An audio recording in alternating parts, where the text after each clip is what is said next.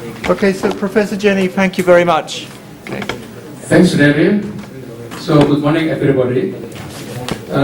My title of my topic is Bioethics of Pharmaceutical Services in our country, in Indonesia. This is actually a report rather than research project. And we know that public pharmacists are health services professionals. And since 1980, pharmacists are required by the Indonesian government to provide information to patients regarding prescriptive as well as over-the-counter medicine. Before that year, only the doctors could provide drug information to the patient, and the pharmacist's duty was only to prepare and dispense the doctor's prescriptions.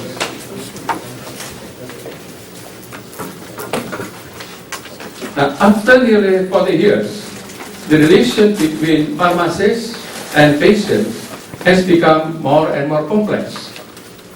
Patients have been eager to know about drugs or medicine they get from the doctors, asking questions about pharmacological effects, adverse reactions, the cost of the medicines, and possible less expensive substitutes for medicine, and etc. The relationship between pharmacists and patients, in my opinion, could be built up using bioethical principles similar to that the relation between doctors and patients. So we know that before 1980s in our country, Indonesia, the duty of the pharmacist just to prepare and dispense prescriptive medicines as said by the doctor. And only the doctor give information about drugs to the patient. But after 1980s, then Indonesian government required pharmacists also giving information to the patient about the nature of the drugs. So by the advancement of knowledge of medicines, the relation between pharmacists and patients more and more complex, you see. We should give information concerning the drugs, the doses, the adverse reactions, the cost, and possible substitutes of the less expensive drug to the patients.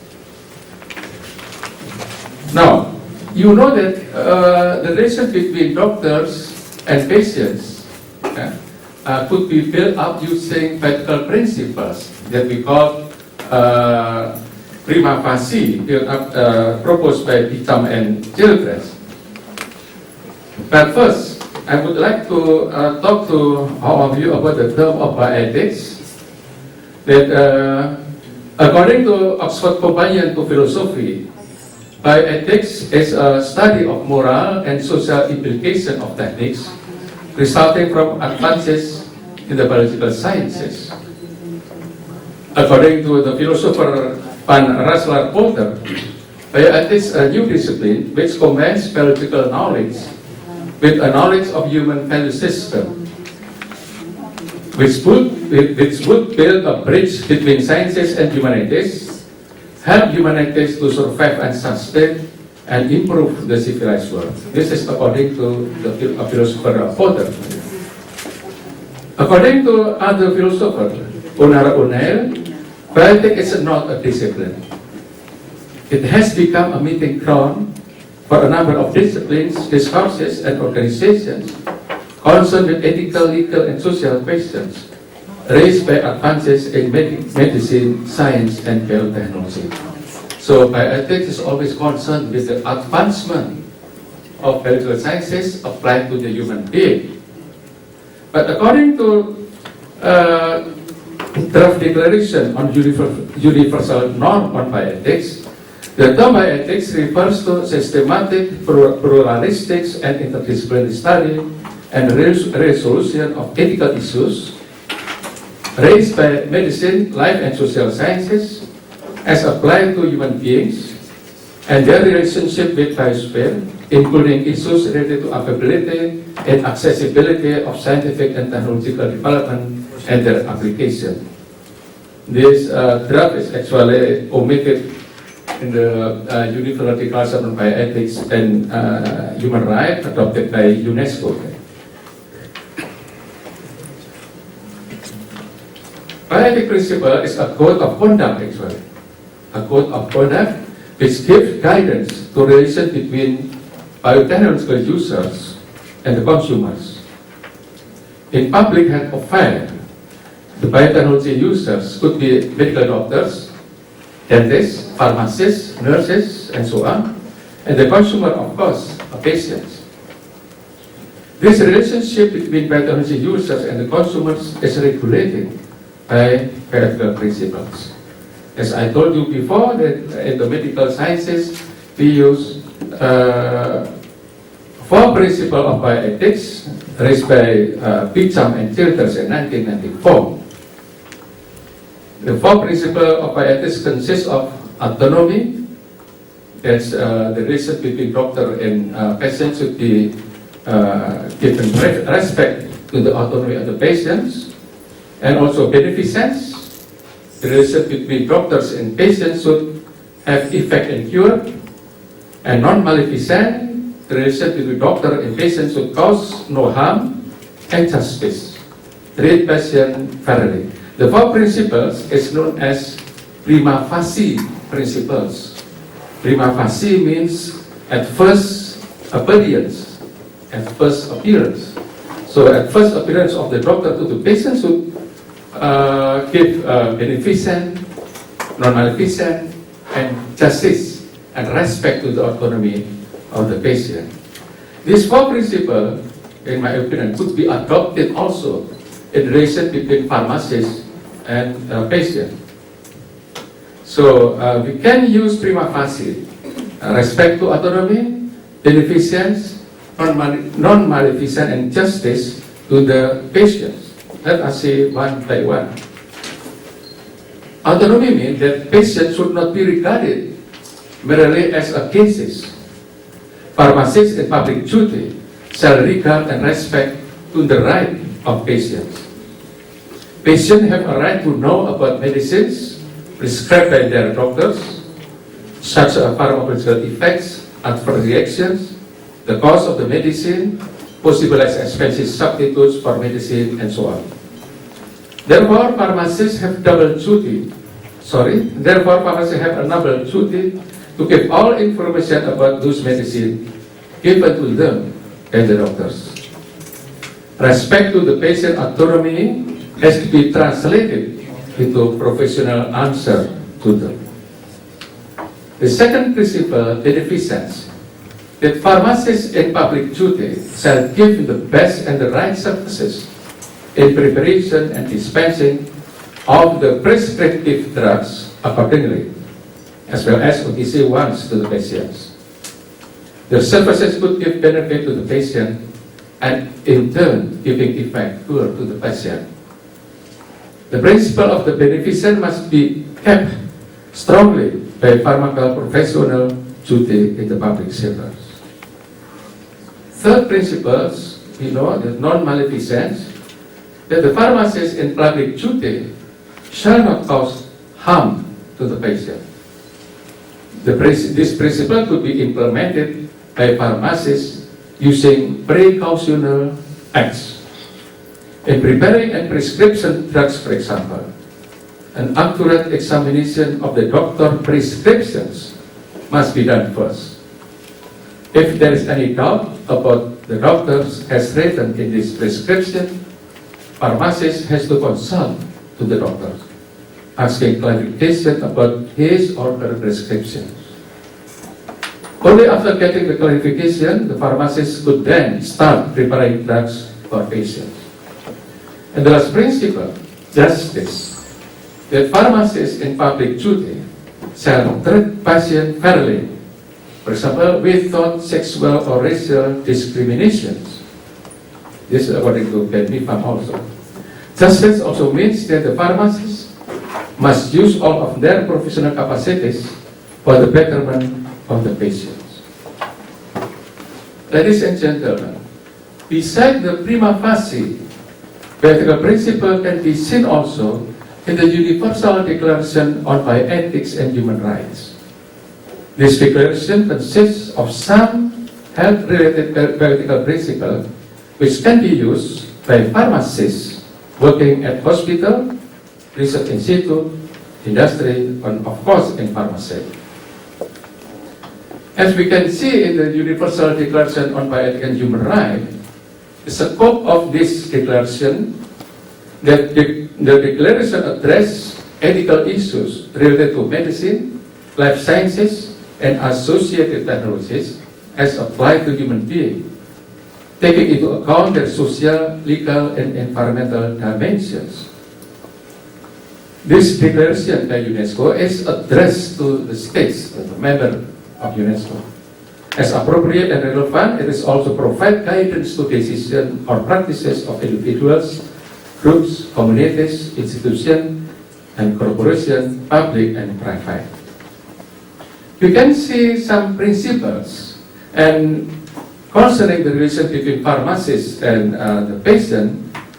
What we read in what we put in red color, it should focus on human dignity and human right, benefit and harm, autonomy and individual responsibility, and then equality, justice, and equity. This is the relation between pharmacist and patient, and then non-discrimination and non-stigmatization, respect for cultural diversity and pluralism. Let us see. In Article 3 of the Declaration concerning human dignity and human right and fundamental freedom are to be fully respected. The interests and the welfare of the individual should have priority over the sole of interest of the science and society. It should be kept in the mind of pharmacists in relation with the patient. Article 4 concerning benefit and harm, in applying and advancing scientific knowledge, medical practice, and associated technologies, and also including the pharmacists, direct and indirect benefits to patients, research participants, and other affected individuals should be maximized, and any possible harm to such individuals should be minimized. So, in applying and advancing scientific knowledge, medical practice, including the pharmacists, direct and indirect benefit to patients should be maximized, and any possible harm to such individuals should be minimized. Article 5 concerns with autonomy and individual responsibility. The autonomy of persons to make decisions while taking responsibility for those decisions and respecting the autonomy of others is to be respected. So if the patient asking the pharmacist concerning the drugs, and then after pharmacist give information to the patient, and the patient has objection because it's too expensive, so it is the right to the pharmacist to consult the doctor to read the prescription and try to help the patient. Article 10 concerning equality, justice, and equity. The fundamental equality of all human beings in dignity and right is to be respected, so that they are treated justly and equitably. So this is the duty of the pharmacist not to make a discrimination about, to the patients concerning their color, their religion, and so on. We should treat justly to the patients. Article 11 concerning non-discrimination and non-stigmatization, the same with Article 10. No individual or group should be discriminated against or no individuals or group should be discriminated against or stigmatized on any grounds in violation of human dignity, human rights, and fundamental freedom.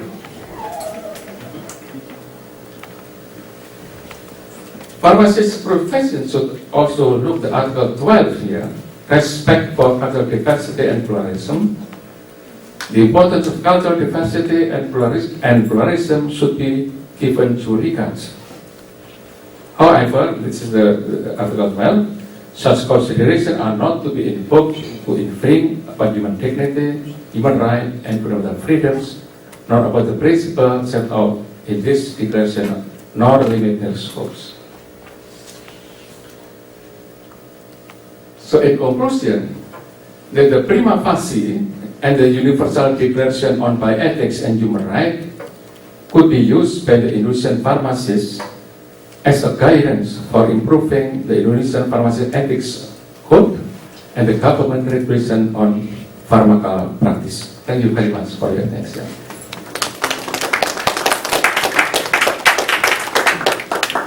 Are there any questions? Yes, please. Please stand up and say who you are. Sorry. I'm Miyako Takagi, come from Japan, Nihon University. And I just asked in Japan is normally doctor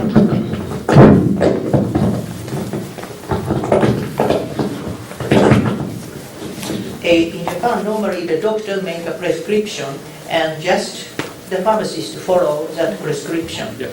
And so pharmacists cannot put out individual responsibility. How about in Indonesia?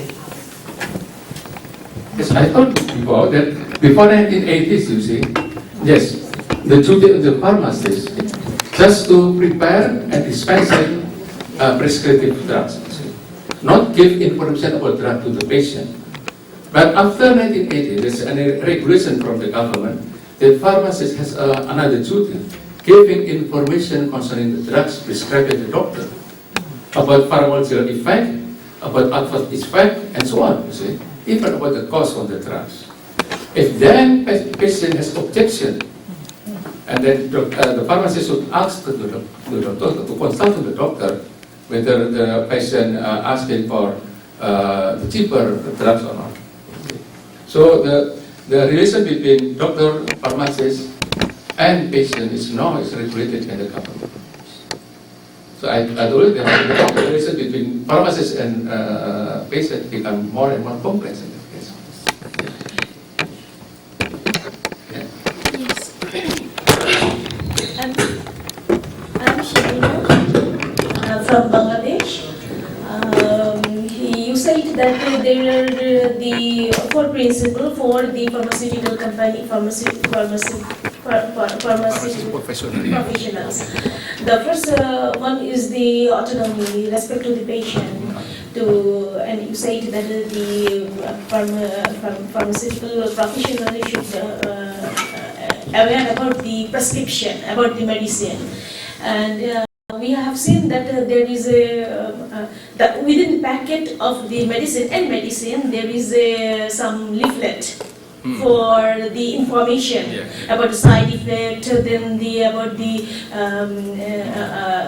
many things there are. So is it not enough for the respect to autonomy or information to the patients? Yeah.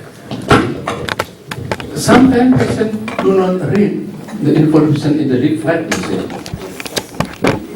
Sometimes patient not read the information in the leaflet. So the pharmacist should give more or give a detailed information about the drug. Yeah. But if then the patient have an objection, pharmacist should consult or must consult with the doctor who write this kind. Other question? As well from overseas aspiration. I wonder because in my patient sometimes when we also have the same thing, pharmacy have the role of giving pharmaceutical education to the patient. But some of my patients is that, oh, the pharmacy tells me about this, but my doctor didn't tell me this. So who should I trust? Is the doctor or the patient? And usually I told my students that that's the role of doctor, has also to give the information. So, and then the confusion becomes, so what is the boundaries? How much doctors tell patient on the drugs and how much the pharmacy should tell? Because if you tell so much of the whole lot of side effect, the patient may not be very scared to take the drug. So what is your opinion on this? So the pharmacist must be a professional, you see. Yeah, This is very important. And pharmacist, as I told before, is a health professional. So the duty of pharmacist is to help the doctor to the patient concerning about the drugs, you see. So they should know the border of his right to talk to the patient. I think so. If then patient has objection, pharmacy should ask the patient to consult the doctor, or the pharmacist also consult the doctor. Yeah. Thank you very much for a very interesting talk.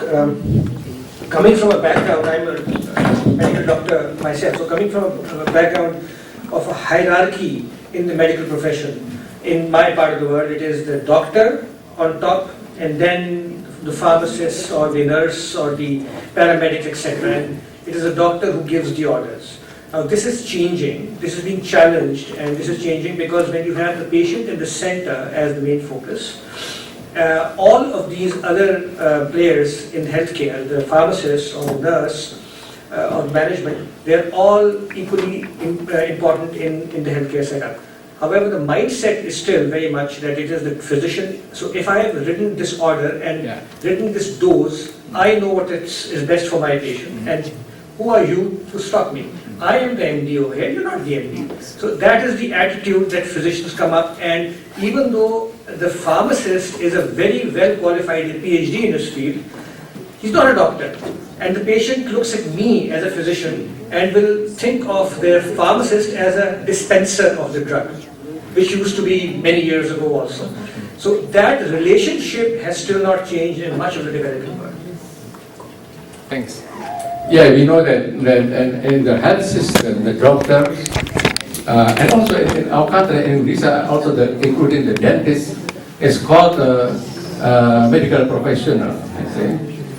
And all of us, like pharmacists, nurses, is a paramedic in that case. Yeah, I know that. But to help the patient know about the drug information and to avoid the medical doctor make a wrong writing, this is the duty of the pharmacist to tell the patient. But I know, I agree. Thank you, Umar, for a nice presentation. It's a special topic, I think. But it's a ethical question, I think, that if a pharmacist or if a dispenser, without having any background of pharmaceutical portion, can they dispense any drug with prescription? We in Bangladesh, actually, we have some people, they dispense the drug. They have no, actually, any kinds of pharmaceutical professional degree or anything like that. So I think this is a very interesting subject. And how can combat, how can we minimize this type of ethical issues? Can you dictate something? Yes, in our country, only pharmacists has the right to dispense and preparing prescriptive drug, you see. But he or she is helped by what we call a pharmaceutical assistants. Pharmaceutical assistants is a high school level on pharmacy. So they have the right also to help the pharmacists to dispense and preparing the drugs. But nobody outside this could dispense the drugs. This is a very, very important, very strict law in our country.